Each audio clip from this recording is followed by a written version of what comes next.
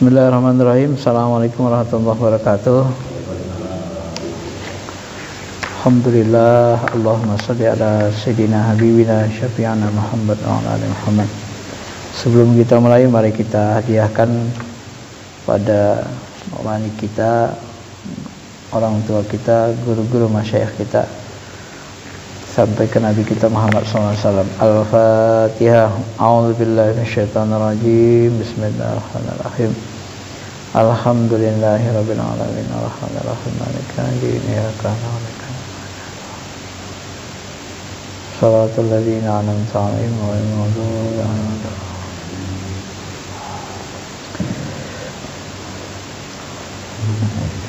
Jadi salah satu perjuangan hidup kita ini sebenarnya adalah perjuangan mempertahankan kefitrahan diri atau kesucian.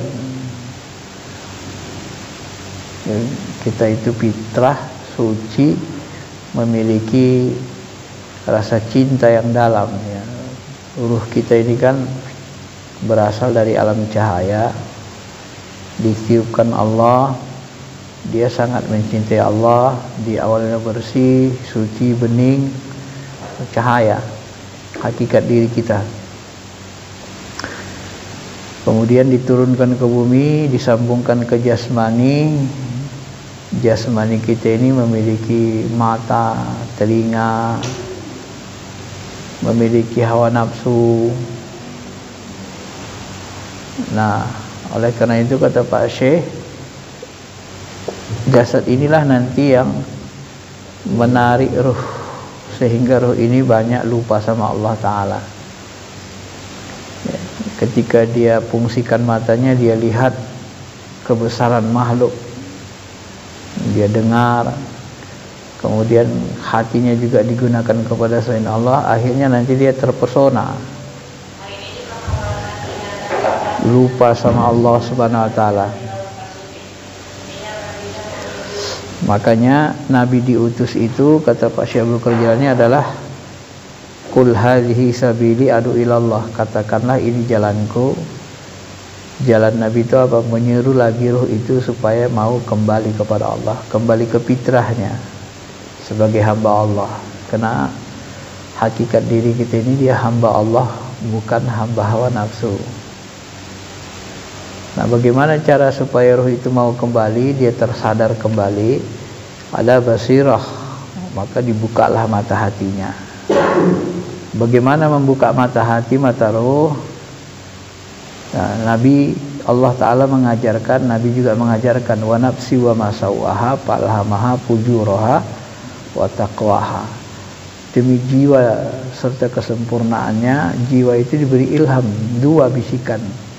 Jalan takwa itu dari Allah, dari nurani, termasuk dari ruh Rabbani kita, termasuk malaikat muqarrabin, malaikat yang dekat, malaikat-malaikat. Itu bisikan-bisikan yang baik, takwa. Kemudian jalan fujur, itu dari setan, dari jin-jin kafir, kemudian dari hawa nafsu kita, kemudian dari akal. Yang akal ini sebenarnya netral, tapi kalau dia cenderung kepada hawa nafsu, hati kita kotor, maka akal itu akan ikut kotor dia, jadi ikut membisikkan yang buruk.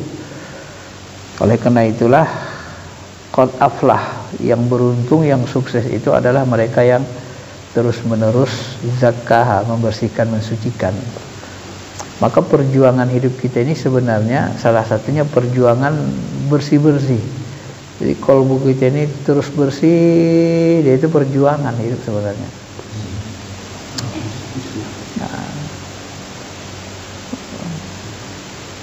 Karena mata hati kita juga nggak mau kebuka dia kalau nggak dibersihin hati itu kan, nggak bisa dia melihat kenyataan Allah. Nah, bahasa guru-guru kita, Allah ini sebenarnya harus dinyatakan dalam hidup. Kalau kita nggak menyatakannya, dia nggak nyata gitu. Ya, orang-orang kafir cuek sama Allah kan, bagi mereka Allah itu nggak ada, seperti nggak ada, nggak nyata bagi mereka. Kenapa? Karena mereka nggak mau menyatakan Allah gitu. Jadi tergantung kita diri kita mewadahinya. Mau nggak kita menjadikan diri kita wadah untuk menyatakan Allah? Nah, kalau kita menyatakan dia, maka dia nyata. Ya, tergantung kita ini sebenarnya. Kalau dia kita hilangkan, ya dia tidak nyata, karena kita menghilangkan dia dari qalbu kita kan. Nah, maka untuk supaya dia nyata itu sebenarnya jalan satu-satunya memang ala basirah, dibuka basirahnya, mata batinnya, mata ruhnya, dibuat melek, sadar. Kalau bahasa kita disadarkan kan. Nah, ruh ini kan lupa, dia hilang kesadarannya kadang-kadang kan. Nah, maka orang yang sempurna ma'rifatnya itu orang yang paling sadar, sempurna kesadarannya. Sadar dia bahwa dia adalah hamba Allah. Maka tergantungannya besar. Sadar dia diri dia itu bukan miliknya. Maka doa yang sering diajarkan Nabi kepada Fatimah, anak yang paling beliau sayangi itu, Ya Hayyu Ya Qayyum, wahai yang maha hidup berdiri sendiri, Arisni, tolonglah aku. Tolong ngapain? Aslih li sya'ni kullah, perbaiki seluruh amal kerjaku, perbaiki. Bagaimana supaya amal kerja kita diperbaiki Allah? Wala takilni ila nafsi tarfata aini. Jangan jadikan pengendali diriku adalah nafsuku, diriku, walau sesaat. Nah, kalau Allah yang mengendalikan diri kita, maka otomatis semua urusan kita terperbaiki, terkoreksi semua. Kenapa? Karena dia menggerakkan semua, dia membimbing semua. Pengalaman saya pertama membaca ulang hadis ini, begitu saya amalkan, akhirnya terkoreksi perbuatan-perbuatan kita itu. Maka pagi sore ini perlu sekali sebenarnya diamalkan. Jadi kita seperti dibimbing. Ada masalah kita berat misalnya kan. Ya kalau saya kemarin masalahnya kendaraan mobil lah rusak, hampir putus asa saya perbaiki ini rusak. Begitu saya baca ini, terus Allah tunjukkan cara perbaikinya, datang sini, selesai. Jadi mobilnya udah kayak baru lagi gitu kan. Jakarta. Dan biaya untuk perbaikinya itu ternyata sedikit dibuat Tuhan, dibimbingnya kita untuk mengarahkan. Nah, waktu sebelum kita baca itu kan sulit kita, ini cemanan ini mau ceramah kita. Banyak. Itu pengalaman-pengalaman begitulah ya. Itu salah satu, yaitu bagi diri saya lah. Tapi kita membaca itu memang harus pasrah. Arisni, tolong aku ya Allah, aslih li sya'ni kullah, perbaiki segala urusanku. Wala takilni ila nafsi tarafata aini. Ini kunci amalan wali itu di sini, amalan nabi wali. Jangan serahkan aku kepada diriku walaupun sesaat. Artinya jangan jadikan yang mengendalikan diriku ini adalah akunya aku, hawa nafsuku. Karena nabi, rasul, para wali itu nggak boleh berjalan, berbicara, kemudian berbuat dengan hawa nafsu. Mereka selalu berbuat dituntun Allah lewat qalbu. Oh begitu sebenarnya. Makanya ada istilah guru-guru kita udah sekali bilang juga, berbicaralah, berpikirlah dengan qalbumu, berbicaralah dengan hatimu, mendengarlah dengan hatimu, melihatlah dengan hatimu. Di alam ruh nanti kan gitu semua. Maksudnya apa? Ya kalau kita berbicara, koneksikan ke qalbu kita. Perbicaraan kita keluarnya dari hati, dari qalbu. Minta kita dituntun. Karena yang menuntun kita yang dari dalam qalbu itu. Jangan keinginan hawa nafsu kita. Maka kata Pak Syaiful Kejalani kan, salah satu doa wali itu, ya Allah gantikanlah keinginan diriku pada diriku menjadi keinginanmu. Artinya badan kita bergerak ini ya keinginan Allah, jangan keinginan hawa nafsu kita gitu. Karena orang yang sudah mencapai tingkat kekasih, nabi, wali, mereka ini hidupnya ya seperti penjara, tidak bebas. Maksudnya penjara apa? Hawa nafsunya di penjara, nggak bisa ngapa-ngapain. Jadi dia tidak punya keinginan lagi, tak punya keinginan lagi. Jadi apa keinginannya? Ya apa yang diinginkan Allah aja lah. Kau jadikan matanya memandang, mataku mendengar, telingaku berkata-kata, bicara, berjalan kakiku. Ya apa yang diinginkan Allah? Yang diinginkan Allah apa? Ya taat mentaatinya kan, buat baik. Nah, itulah fana, itulah ketundukan yang asli namanya. Ketundukan yang asli itu begitu. Mana dia asli tunduknya. Itu yang jalan yang benar.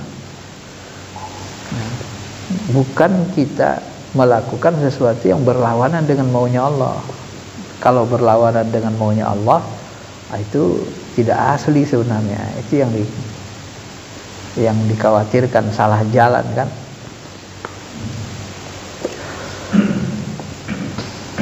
Maka memang perjuangan kita ini yang bersih-bersih lah.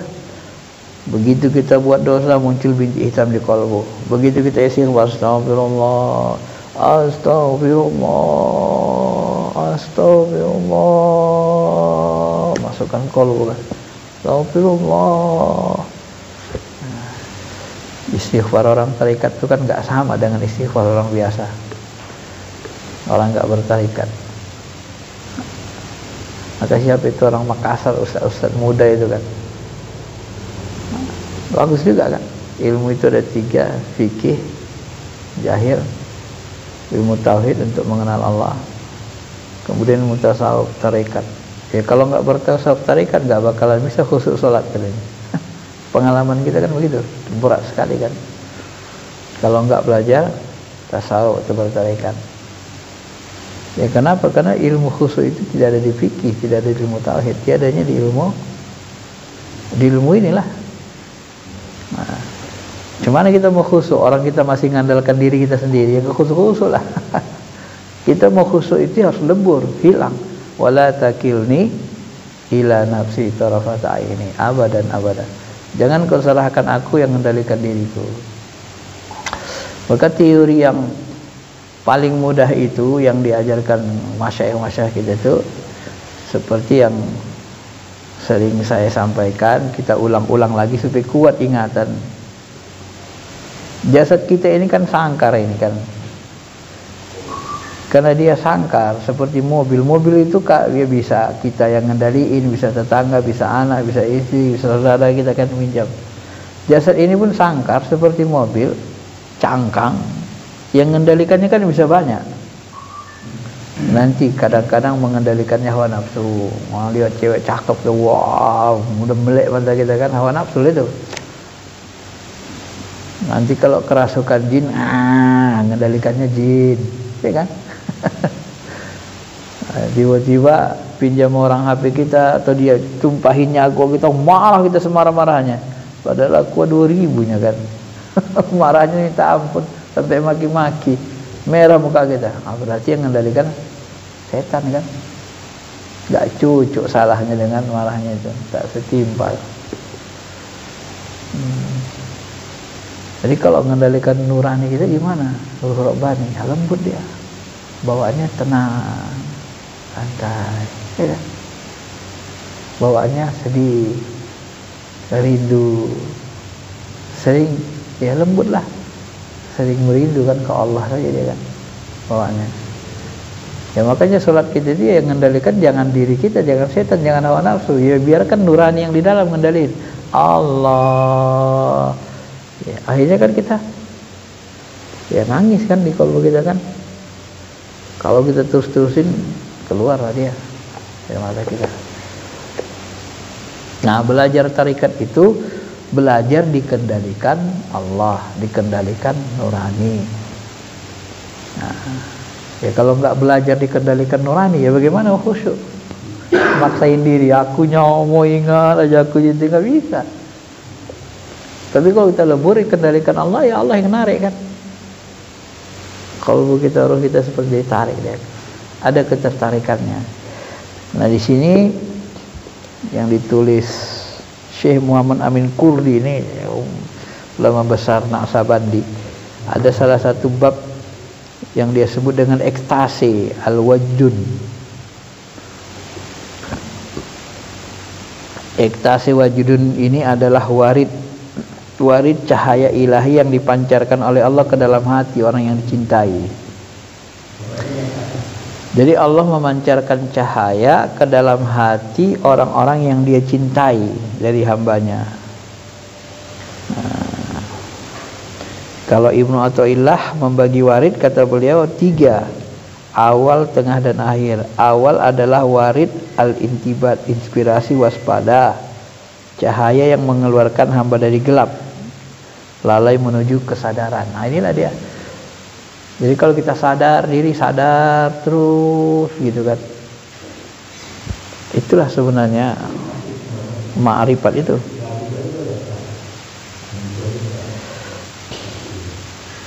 Nah, warid ini diberikan kepada kelompok pertama awal, para pesuluk, orang-orang yang mengikuti tarekat suluk.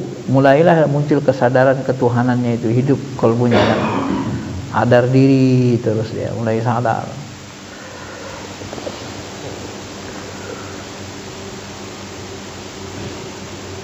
Nah, kalau dia bangun, dia sadar dari lalai, lalu berdoa, langsung ingat Allah Ta'ala.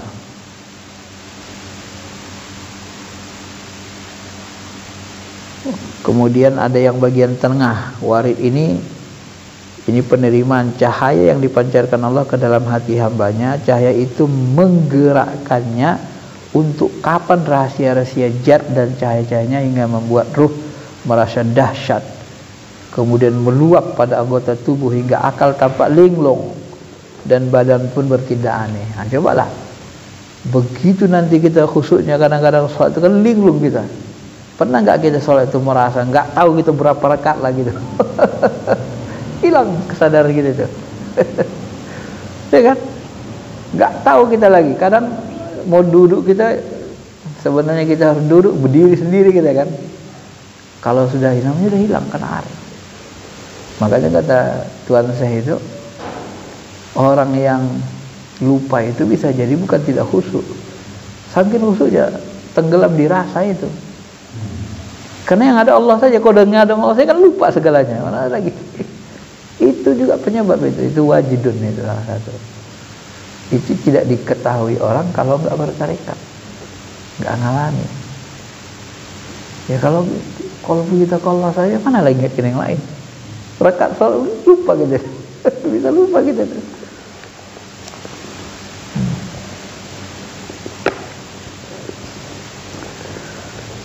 Kebenaran wajib ini diisyaratkan dalam Quran dan Sunnah. Alam ya'ni lil ladzina amanu an takhsha qulubukum li dzikrillah.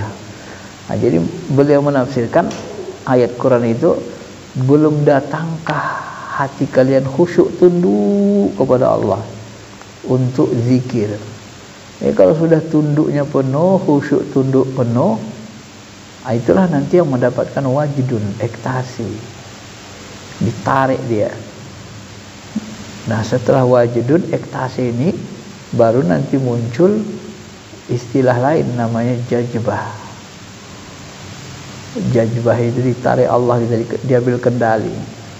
Nah, dalam posisi diambil kendali inilah muncul yang aneh-aneh. Kadang muncul, kalau Nabi dia muncul mukjizat, muncul karomah. Kalau kita orang biasa, ya kadang kayak orang linglung, aneh-aneh lah. Kadang menari, lompat gitu. Yang namanya mati gitu kan, kayak orang ekstasi dengar konser itu kan, menjerit-jerit, tumbang pingsan.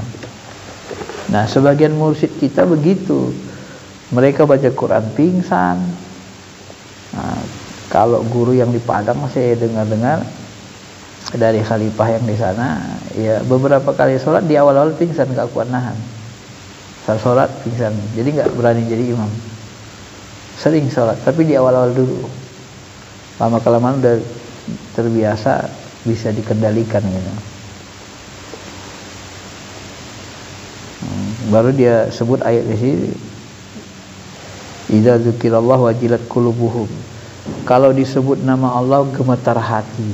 Itu hati Nabi sebenarnya dalam hadis disebut jarak 2 meter gitu, itu sudah gemuruh kolbu Nabi, itu sudah kedengaran sama sahabat. Di dalam tuh begitu sholat nyebut nama Allah. Begitu juga kolbu Nabi Ibrahim. Itu kalau kita nggak belajar tarekat, ya nggak ngerti lah. Namanya syariat aja, kapan sampai ke sana ilmunya? Pengalamannya juga masih jauh kan. Wajilat qulubuhum, gimana gemetar? Wajilat kan bergetar gitu qalbu itu kan.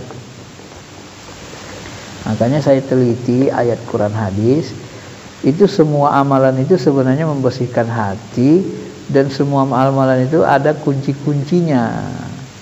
Misalnya kalau sholat kuncinya kan khusyuk, tunduk itu kan, al khusyuk wal khudu, itu supaya dia diterima. Kalau puasa itu ada namanya iman wahtisab, kan digunakan Nabi kata ihtisab. Ihtisab itu dari kata hasabah. Hasabah itu memperhatikan, menghitung, mawas diri, berarti sadar diri, sadar penuh kita puasa gitu. Mau buat jahat ya aku puasa, mau aku puasa, sadar. Kan ada orang puasa tapi dia nggak sadar dia puasa kan, dihantamnya maki-maki aja di jalan itu kan, dianggapnya dia kayak tak puasa, tak pedulian dia kan, dianggapnya puasa itu makan nggak minum nggak hubungan dah. Nah, artinya dia nggak sadar bahwa dia sedang puasa gitu. Nah, itu yang nggak diterima itu. Jadi dapatnya lapar sama haus saja kan. Nah, saya perhatikan begitu. Zikir juga gitu. Khairul zik al khafir. Sebaik-baik zikir kan zikir khafi. Zikir khafi itu apa? Kalau dalam hadis tentang sholat dibahasakan Nabi wa faragha qalbuhu ilallah, dikosongkannya. Faragha itu kan dari kosong, artinya biasanya kosong, dikosongkannya hatinya kecuali ke Allah. Itulah khusyuk tuh, kosong. Faragha qalbahu ilallah, dikosongkannya hatinya kecuali kepada Allah. Jadi Nabi menyebut itu, jadi kosong hati itu kan, kecuali Allah. Itulah disebut khusyuk sebenarnya. Itu dilapaskan Nabi dalam hadis tentang sholat khusyuk. Nah, kalau bisa sholat seperti itu, baru di ujungnya dia keluar dari dosanya, ka kharajat min batni ummihi, seperti pertama lahir dari rahim ibu. Tapi di situ ada lapas kosong hatinya, kolbunya selain Allah. Nah, itulah sholat yang bisa melebur semua dosa kan. Jadi semua amalan itu memang menghapuskan dosa. Haji mabrur juga kharajat min baitni ummihi, keluar dari rahim ibunya. Itu aja bahasa Nabi. Salat, puasa, man shoma rabbana imana wa ihtisaban. Ya. Yang sering kita dengar, ghufira lahu ma taqaddama min dzambi. Kalau hadis riwayat Ahmad lain disebut kharajat min batni ummihi. Itu juga selalu diungkapkan Nabi. Jadi memang ibadah itu kalau dilakukan dengan benar, dia mensucikan kolbu. Kenapa fungsinya mensucikan kolbu? Ya memang kolbu itu harus dicucikan biar kebuka mata hati. Nah gitu. Ya jalannya itu juga. Ya konsepnya sama kan. Amalan fardu mendekat, kemudian amalan sunnah nawafil muncul cinta. Ya namanya bersih dia kan. Udah bersih kolbu, kebuka lah, muncullah rasa cinta roh itu lagi. Karena ruh itu kalau sudah dibersihkan, nah di sini sebutnya wajidun itu. Ruh ini kalau sudah bersih dia, maka nanti dia akan kembali merindui Allah Taala gitu. Nah, di sini bahasa Izzuddin bin Abdissalam. Dalam kondisi ekstase, bila benar sungguh tiada dosa, tiada pula kecenderungan akan membahayakan. Bila sungguh murni bunyi itu sungguh bening, namun cahaya beningnya tertutup dan terhijab bagi orang yang hati keras. Nah, orang-orang ekstase ini yang hatinya keras, yang bersyariat aja dia tidak paham, terhijab mereka, tidak ngerti. Padahal ia adalah cahaya bagi orang yang berhati lapang oleh cahaya. Bagi kita yang sudah mengalami, mendekat-dekati, kita paham dia lagi mabuk cinta sama Allah kan gitu kan. Namun ia api bagi yang berdada sesak dan was-was. Nah, bagi orang yang was-was di syariat, tak punya pengalaman spiritual, itu sesak dadanya. Ah gila nih ibadah gitu katanya. Ini yang ngomong ini Izzuddin bin As-Salam, raja ulama, orang paling pintar di zamannya kan begitu. Ia menerbangkan ruh-ruhnya dari sangkar, dengan tajam ia mengingatkanmu pada janji terdahulu. Inilah alastu bi rabbikum qalu bala syahidna. Teringat lagi dia itu, ruh itu kan, ya. Alastu bi rabbikum, bukankah aku ini Tuhanmu? Itu ingat lagi ruh kita dengan perjanjian itu. Itu ekstase itu. Kalau sudah sampai sana. Walau janji telah lama, si perindu tak seperti si pelupa. Bukan celah bila baginya didendangkan nyanyian itu. Ia merintih sedih, bukan karena takut pada manusia. Ya, makanya kalau ya sebahagian kawan kita begitulah. Kadang-kadang Tuhan saya kan menemukan juga gitu kan. Ada yang menangis, menjerit aja di situ kan. Enggak kuat dia nahan. Di semua tarikat, beberapa tarikat yang saya ikuti, kita menjumpai begitu bagian jemaah. Ya. Ini sebenarnya hal-hal seperti ini ada di dalam hadis. Ya, kalau diteliti, kadang-kadang orang nggak mau belajar meneliti, gampang menyalahin kan. Di sini dikutip beliau Musnad Imam Ahmad, disebutkan dari Ali bin Abi Thalib. Dia berkata, aku datang kepada Nabi bersama Ja'far. Ja'far ini termasuk yang keluarga Nabi yang disayangi kan. Ali bin Abi Thalib sama Ja'far sama Zaid. Lalu Nabi SAW berkata ke Zaid, engkau adalah maulaku. Kata Zaid, engkau adalah maulaku. Maulak itu ya orang dalam apa namanya budak kan, apa dalam perlindungan. Maka berjenggetlah, berjalan satu kaki, suruh jinjit dia. Lalu beliau berkata kepada Ja'far, engkau telah menyerupai perangai dan akhlakku. Jenggetlah, suruh injit. Kita jalan satu kaki kan, jinjit. Jadi Zaid disuruh jalan satu kaki, Ja'far juga disuruh Nabi jalan satu kaki. Karena menyerupai perangai dan akhlak Nabi. Lalu beliau berkata lagi kepadaku, kepada Ali, kan 3 orang nih, engkau dariku maka engkau juga jenjet ya. Jadi 3 orang ini suruh jenjet. Berjengget di sini berjengget adalah mengangkat satu kaki dan berjalan dengan satu kaki lainnya. Ini merupakan salah satu luapan ekstase. Kondisi ekstasi ini benar-benar pernah dialami sebagian sahabat. Karena itu kita tidak diperkenalkan berburuk sangka kepada ahli ekstasi. Karena berburuk sangka kepada sesama muslim dilarang. Ya ngapain disuruh baru ngejejet? Jadi suruh jejet itu saking bahagianya ekstasi. Kalau di Naqsabandi Haqqan itu sering dikutip ketika Abu Bakar bertanya, mana Rasulullah? Selamat dari perang. Rasulullah selamat dari perang sana. Ya, langsung mutar tuh Abu Bakar tuh. Saking senangnya ekstasi dia kan, muter dia. Nah, itulah dipakai orang Urumi KP, tari putar itu kan. Bisa mutar gini Pak, tapi nggak jatuh. Kalau kita mutarnya sadar pakai akal ya, kita mikir jatuh kepental. Itu kita pakai kolbu aja ngikutin rasa itu. Baru dia nggak jatuh, ikutin aja rasa. Akal standby. Kalau kita ngikutin rasa gerak kan kita namanya ngikutin rasa ya nggak jatuh lah kan. Metik namanya kan.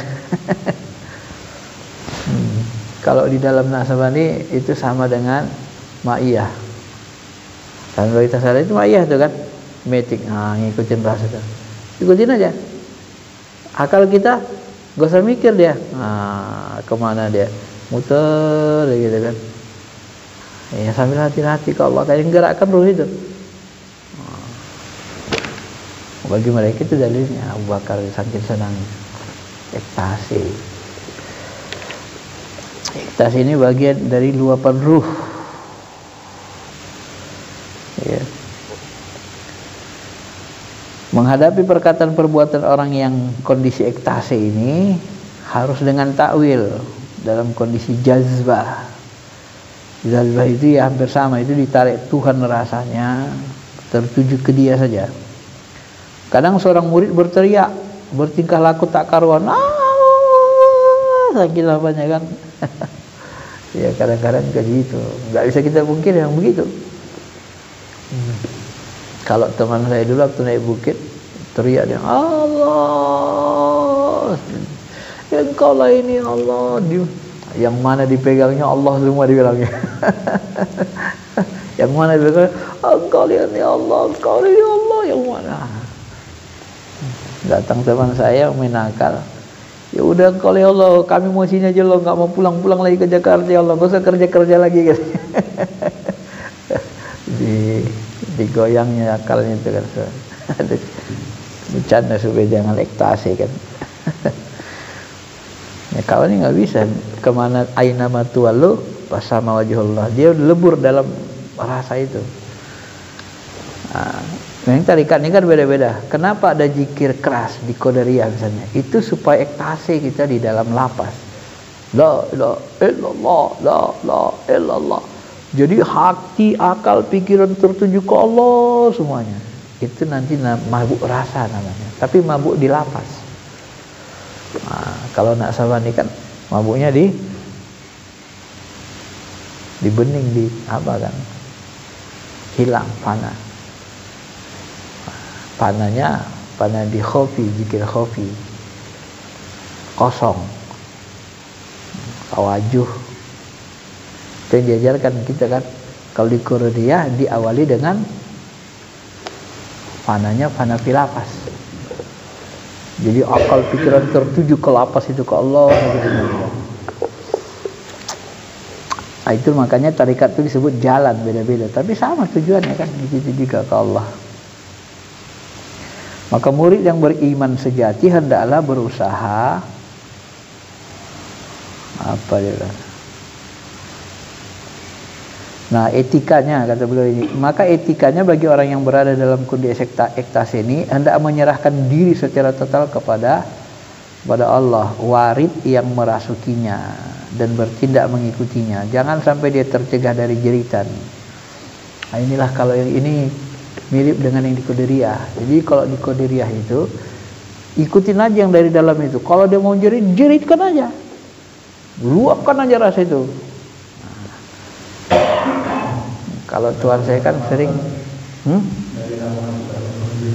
kenapa? Iya, dia itu kerasukan, tapi kerasukan malaikat, kerasukan nurani. Dia bukan kerasukan jin, karena dia dengan kerinduan. Ya. Nah, itu saya bilang tadi, yang mengendalikan diri kita ini banyak. Siapa yang mau kita buat? Mau hawa nafsu, mau setan, mau jin. Ya. Beda. Apa beda kemasukan dengan kerasukan? Kalau orang kerasukan jin, dia tidak sadar. Dia ambil kendali jin sama dia itu, dia nggak sadar itu. Ruhnya itu terjepit di dalam. Tapi kalau orang kemasukan, dia sadar. Orang yang jago-jago itu kan dimasukkannya jinnya ke badannya. Nah, sadar dia tuh. Wah, gitu kan? Ayo dukun. Sadar dia tuh. Tapi nanti sunya kalau udah keluar keluar. Sadar dan dia bisa kendalikan. Itu orang yang kemasukan. Kalau kerasukan tak sadar, hilang. Iya, memang begitu. Itulah beda kerasukan dengan kemasukan. Nah, orang yang ekstasi ini dia juga kemasukan. Tidak kerasukan, dia sadar itu, tapi dia apa nih yang kemasukan. Kalau bahasa sini kemasukan warid. Kecintaan tadi itu. Kalau di sini disebut kan menyerahkan diri secara total kepada warid. Nah, artinya kepada Allah yang menarik kolbunya itu kan. Ya ruh itu Pak, dia kan dulu kita kan dekat sama Allah Rabbul kan. Alastu birabbikum qalu bala syahidna. Dengar itu aja sebenarnya gemetar kalbu kita ya. Ya ruh, apakah kau Tuhan aku Tuhanmu? Ya Allah, iya kau Tuhanku. Engkau lah yang paling kucintai. Kan begitunya bahasa ruh itu sebenarnya kan. Nah, begitu ketika datang lagi itu apa enggak menjerit kita? Diperlihatkan lagi itu kan. Perjanjian itu menjeritlah. Nah. Tadi diberi gambaran beliau begitu di sini. Maka murid yang beriman sejati hendaklah berusaha ekstase untuk mencari hakikat dengan belajar menangis. Ini makanya ini memang menarik ini sebenarnya. Cara-cara ibadah kita kan sholat khusyuk, tunduk, puasa hikmat, ihtisab. Nah, bagaimana dengan baca Quran? Baca Quran itu kan Nabi menyuruh, kalau kamu baca Quran, bacalah dengan menangis. Kalau tak mau menangis, patabaku, paksa hatimu sampai nangis dia. Karena Quran itu turun dalam keadaan huzunun, diturunkan dalam keadaan kesedihan. Sedih karena rindu, karena kedekatan kepada Allah gitu. Disuruh Nabi patabaku. Macam mana coba supaya kita mendengar baca Quran menangis? Ada caranya. Guru mursyid kita ngajarin gini. Cara sederhananya gini. Nanti silakan diamalkan. Biar hancur kolbu kita kan mendengar bacaan Quran itu. Nah, misalnya kita baca Al-Quran ayat yang mana aja lah kan. Misalnya nih, Tosim Mim, tilka ayatul kitabil mubin, natlu alaika min nabai Musa wa fir'auna bil haqq liqaumi yu'minun. Nah, bagaimana supaya kita menangis bergemuruh hati kita? Begitu kita baca Quran ini, rasakan bahwa seolah-olah itu Allah ngomong kepada kita. Karena Nabi menyebut kalau kau mau ngobrol sama Allah, bacalah Quran. Seperti benar-benar dia ngomong ke kita. Sekalipun kita nggak tahu artinya. Nah, maka bergemuruhlah kalau itu dalam itu kan.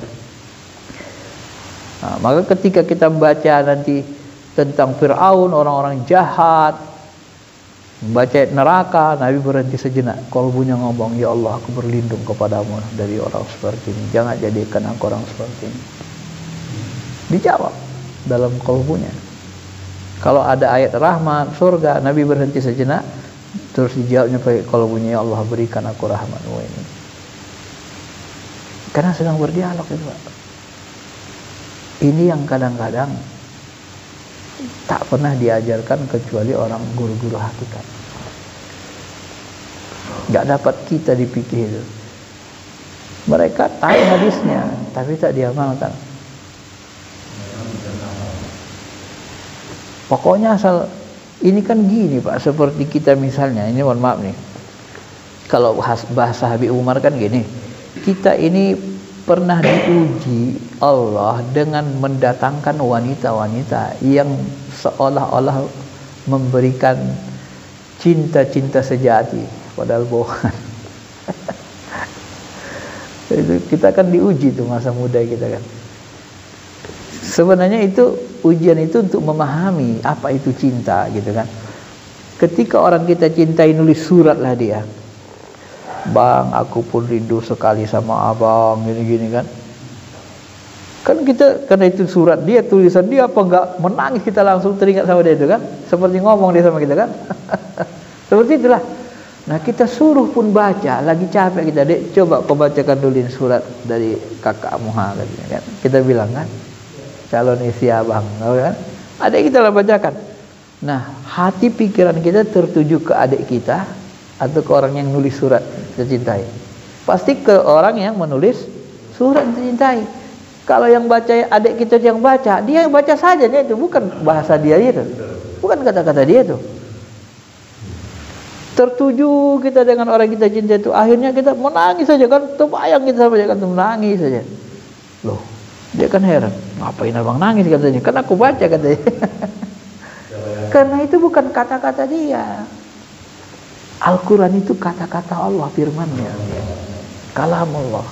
Jadi siapapun yang membacanya, kita seperti tergemuruh kalbu kita tuh. Kalau kita tujukan ke dia, iya, rasa itu arahkan ke dia. Sedangkan itu ke bahasa dia, di balik kalamnya itu dia. Ya Allah, engkau ngomongin yang kau ke aku. Makanya seolah-olah dia ngomong ke diri kita langsung. Itu teknis ibadah itu, baca Quran begitu. Seolah-olah seperti dia ngomong langsung ke diri kita. baru kita dapat getaran cahaya Quran itu. Maka Nabi membahasakan, kalau kamu mau ngobrol sama Tuhan, bacalah Al-Quran. Kalau mau ngobrol, nah, kalau kamu mau berkata-kata, dialog. Nah, yang begini kan nggak ada dijelaskan orang-orang syariat. Tahara. Padahal Nabi menjelaskan, tapi mereka abai itu. Nah, guru-guru menekankan begitu. Ya, dalam salat begitu. Jadi imam itu cuma baca aja, orang pesuruh aja. Kalau kita umpamakan lagi dalam kehidupan hari-hari, film-film kerajaan Cina itu kan, atau Korea, titah raja datang, dibawanya selembaran titah raja, mau dibacakan, sujud semua kan. Padahal yang bacakan Kasimnya. Begitu dibacakan Kasim, tujuan mereka, hati mereka kemana? Bukan ke Kasim.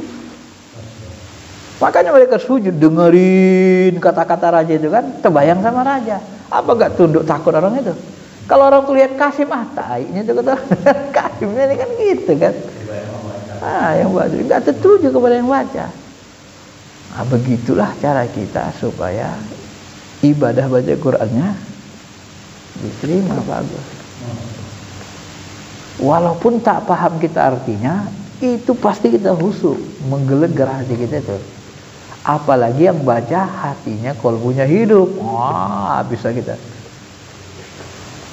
Ya, saya kemarin aja baca, siapa itu yang baca itu kan, ada yang perempuan itu, yang manah itu, dia baca surah Al-Isra itu.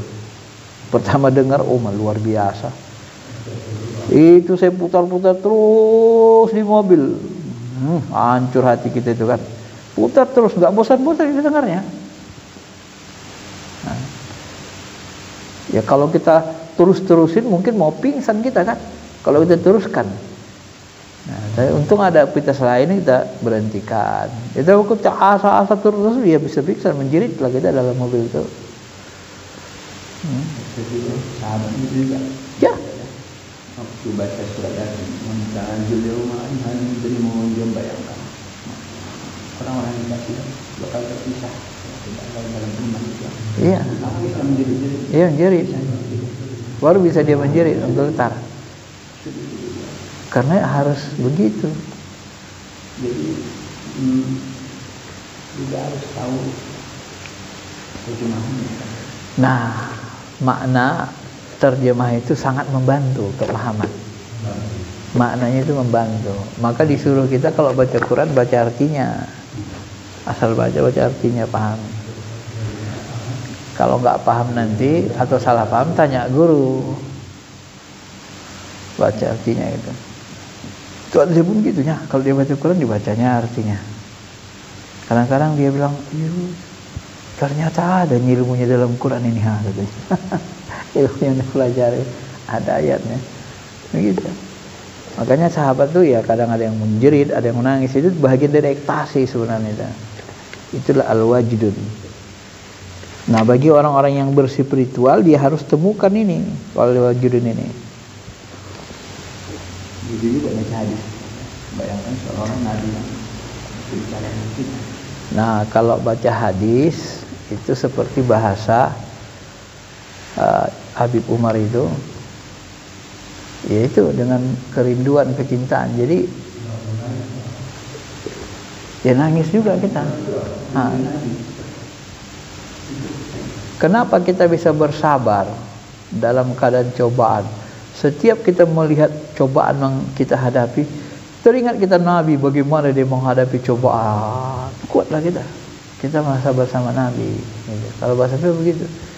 Jadi beliau tegar menghadapi cobaan, rintangan. Kita pun kuat jadinya dibuatnya. Karena kita bayangkan, rasakan bagaimana Nabi dulu menghadapi cobaan itu. Nah, jadi ke bahasa kita, Nabi ayo gini dulu, aku masak kayak gini dicengin kan gitu. Kalau bahasa sekarang kan, teringat, iya teringat gitu Nabi. Ada penghinaan sama saya gitu. Saya teringat kisah Nabi waktu kita dilempari. Maka dia berdoa, apakah untuk ini engkau utus aku? Jika engkau itu aku tidak. Iya. Kalau Iya. orang suka dengan begini, aku begini kan aku suka. Iya. Itu yang buat kita tahan kuat. Jadi ada spirit Nabi itu. Makanya kalau bahasa kita sebenarnya gini, Nabi itu kalau dalam bahasa ilmu tarekat, Nabi itu nggak mati, nggak ada matinya itu. Kalau bahasa Quraisy aja dia nggak bertarekat, orang di alam ruh itu, di alam barzah lihat tuh, lihat dunia, lihat akhirat tempatnya. Cuma nggak bisa keluar dia, nggak dapat izin. Nah, siapa yang dapat izin? Para nabi, para rasul, para wali. Jadi bisa maknanya memang hidup dalam hadis bahwa setiap yang ziarah kepadaku itu sebenarnya dia berjumpa. Seperti berjumpa, bertemu Mas Edi. Benar, iya. Dia nggak mati tuh berarti. Kalau tinggi spiritual kita,